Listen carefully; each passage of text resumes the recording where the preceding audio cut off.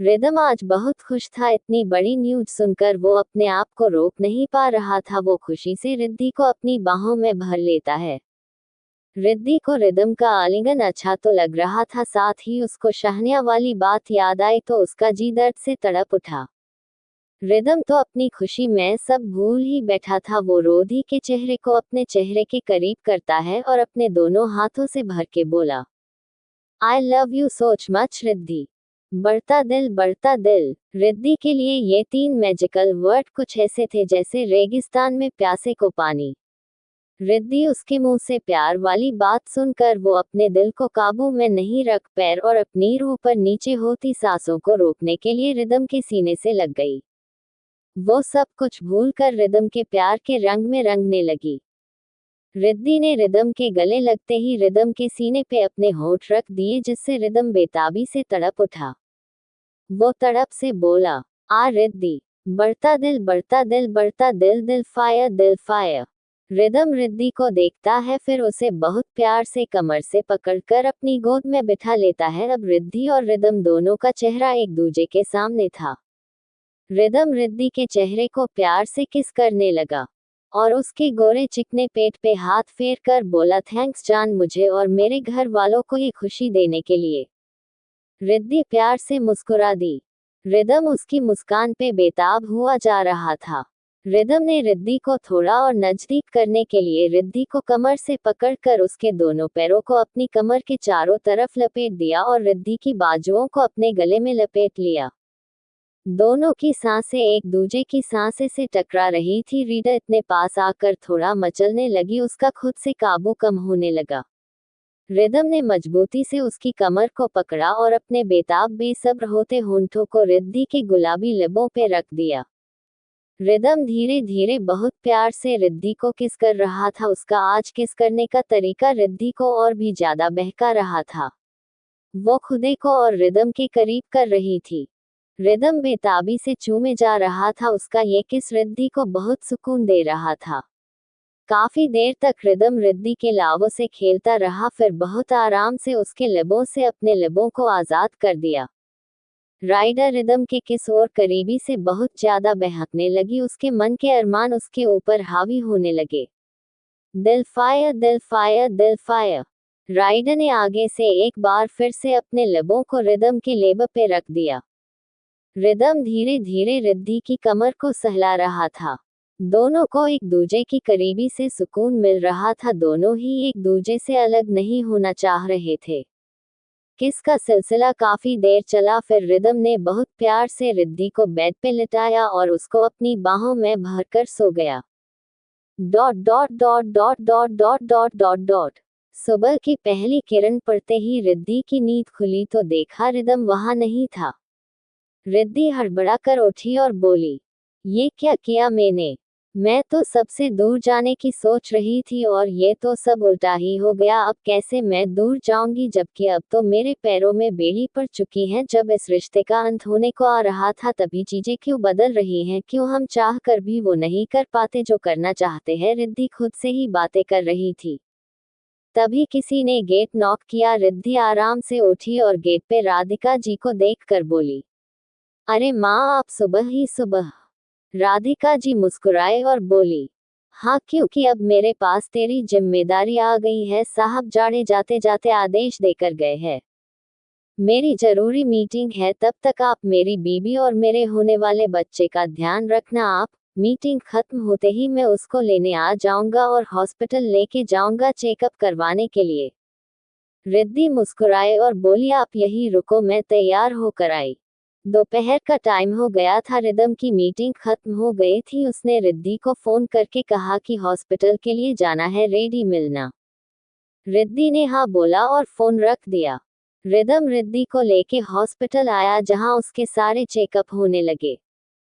उसके blood test, urine test, ultrasound सभी और जांच होते होते उनको शाम हो गई थी। शाम के 6 बजे जाकर वो हॉस्पिटल से फ्री हुए और घर के लिए निकल गए। दूसरी तरफ एक रेस्टोरेंट में माया और सहनहा दोनों बैठकर बातें कर रही थी। माया ने उसको रिद्धि की प्रेग्नेंट होने की बात बता दी, जिससे वो बुरी तरह भड़की हुई थी।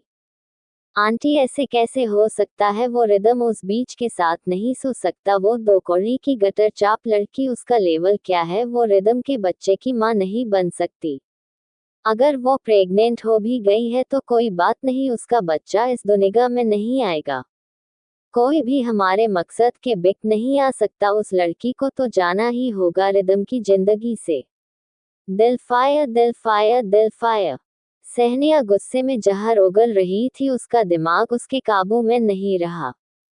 उसकी बातों को सुनकर माया चाची बोली, और तुम कैसे करोगी ये सब, और कैसे दोनों के बीच दूरी लाएगी? शाहनिया उसके कान के पास आए और धीरे से कुछ बोली। सहनिया गुस्से में जहर उगल रही थी, उसका दिमाग उसके काबू में नहीं रहा।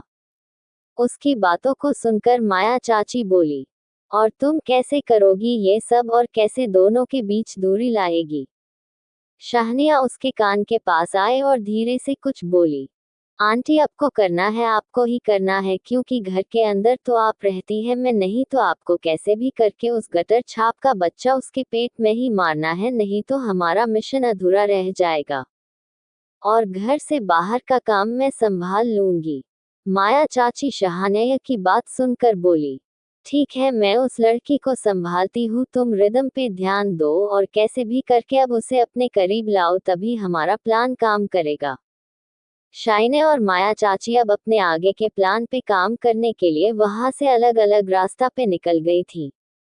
फायर। रिद्धि की प्रेगनेंसी की वजह से अब उसकी एक्स्ट्रा केयर हो रही थी। पूरे टाइम उसके बाद या तो दादी या राधिका जी, नहीं तो घर के बच्चे कोई ना कोई रहता जरूर था। अभी रिद्धि के शुरुआती मंथ थे तो रिदम ने उसको ऑफिस आने से साफ मना कर दिया। रिद्धि ने तारा को भी बता दिया ऑफिस न आने का रीजन। रिद्धि को इतनी केयर और प्यार देखकर लग रहा था कि रिदम के मन में उस बच्चे की वजह से ज्यादा परिवर्तन आया है, इसलिए उसको अंदर ही अंदर ज्यादा दुख होता था। दुखी होने की वजह से ही उसको उल्टियां होती रहती थी। रिद्धि की प्रेगनेंसी के चलते उसकी एक्स्ट्रा केयर हो रही थी, जिससे माया जी को टाइम ही नहीं मिला रिद्धि के नजदीक जाने का। एक दिन रिद्धि थोड़ी देर के लिए अकेली बैठी हुई थी लॉन में, राधिका जी उसके लिए खाने को लेने गई थी। तभी माया चाची वहां आए और उसके पास बैठकर बोली, क्या बात है रिद्धि, बहुत खुश नजर आ रही हो आजकल।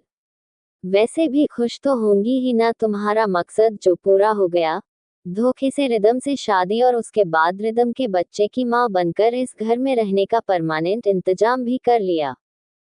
पर तुम्हारी जानकारी के लिए बता दूं, ये तुम्हारा वहां है कि तुम रिदम के बच्चे की मां बन जाओगी तो रिदम तुमको खुद से दूर नहीं करेगा और तुमसे प्यार करने लगेगा। रिदम सिर्फ और सिर्फ शाहनिया से प्यार करता है, और उसका सबूत ये देखो, ये कल की ही पिक है। रिदम उसके साथ डिनर डेट पे गया और तुम्हारे लिए ये दिबोश पेपर भी रेडी कर लिए। माया चाची अपने फोन में फोटो दिखाने के बाद तलाक के पेपर दिखाकर बोली। रिद्धि थोड़ी देर के लिए चुप रही, तभी माया जी ने कहा, तुमको क्या लगा, एक मर्द होने के नाते एक रूम में रहकर वो तुम्हारे करीब चला गया तो वो तुमसे प्यार करने लगा? रिदम हैंडसम जवान है, अपने गर्म खून को कंट्रोल नहीं कर पाया, एक रूम में इतने टाइम से साथ रहेगा इंसान तो ये होना आम बात है, और तुम उसके बच्चे की माँ बन गई, ये उसकी बेवकूफ़ी है जिसका उसे अफसोस है, लेकिन माँ की खुशी को देख, वो तुम्हारे आगे खुश होने का नाटक करता। माया चाची गुस्से में बोली जा रही थी और रिद्धि चुपचाप सुने जा रही थी। उसका दिमाग सुन्न पड़ गया था, कुछ सोच ही नहीं पा रही थी, एक तरह से खोसी गई।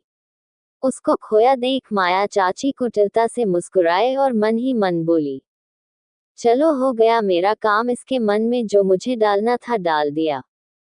माया चाची वहां से जा चुकी थी, किंतु रिद्धि के मन में वो सवालों का बीज बोकर कर जा चुकी थी।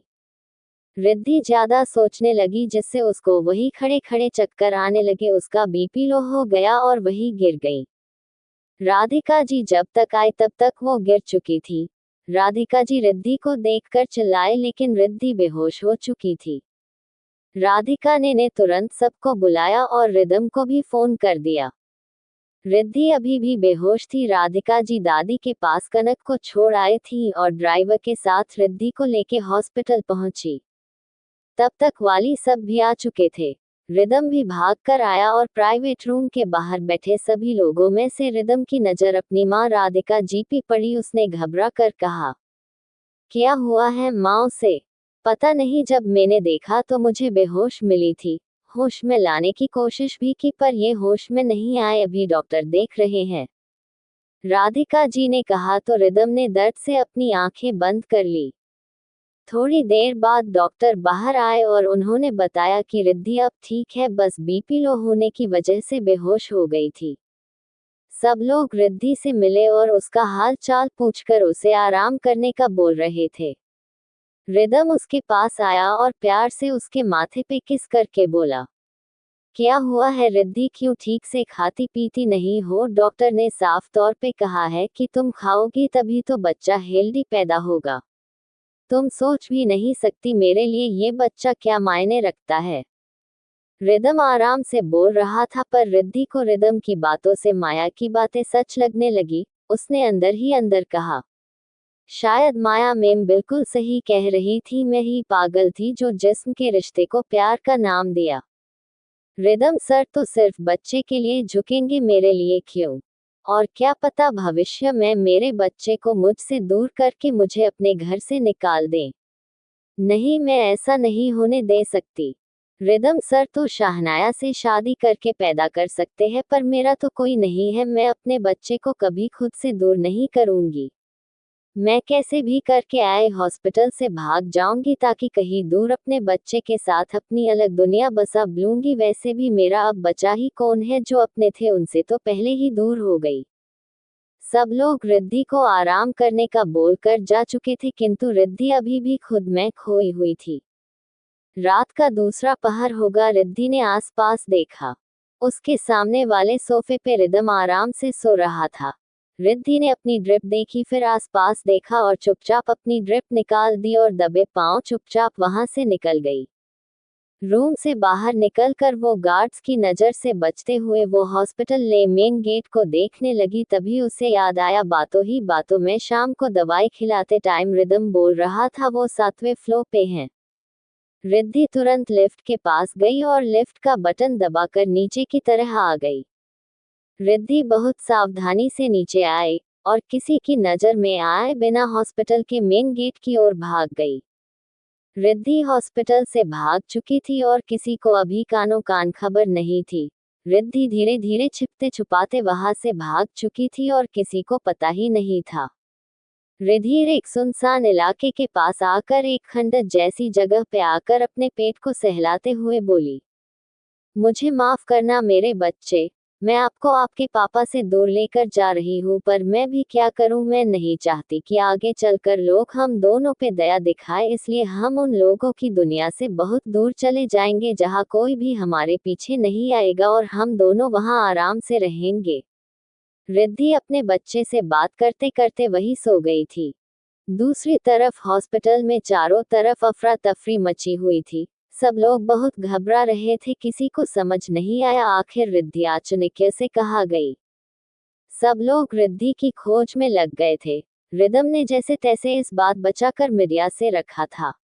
रात से सुबह ही गई थी पर रिद्धि का कहीं कोई पता नहीं था। रिदम और उसके इस तरह भागने के कारण को समझ नहीं पा रहा था, वो भी अपने गार्ड्स के साथ ढूंढ रहे थे। किसी की भी समझ में नहीं आ रहा था आखिर क्यों रिद्धि ने ऐसा किया, पर माया चाची मन ही मन खुश हो रही थी, उनको योजना काम जो कर गई थी। एक पूरा दिन बीत चुका था पर रिद्धि का कहीं कोई पता नहीं चला। रिदम थक हार के अपनी गर्दन नीचे करके बैठा था कि अचानक उसके दिमाग की बत्ती जली। उसने रिद्धि के भाई को फोन लगाया और सीधा उससे सारी बात बोल दी। रोनी ने सारी बात घर में बता दी, जिससे और किसी को तो खास फर्क नहीं पड़ा पर रिद्धि ले मामा बहुत घबरा गए। वो परेशान होकर बोले, बेटा हमको जाना है अपनी बच्ची के पास, हमको जल्दी खुराना हाउस ले चलो, हम वही सारी बात करेंगे। रिदम के फोन के बाद रोनी ने रिदम को एक एड्रेस पे बुलाया और बोला कि वो जानता है रिद्धि कहाँ हो सकती है। रिदम देरी किए बगैर वहां से रोनी के साथ निकल गया और दोनों एक सुनसान से खंडार के पास आके रुके। खंड के अंदर जाकर देखा तो रिद्धि आंखें बंद करके दीवार के सहारे बैठी थी। आगे पार्ट नेक्स्ट वीडियो में।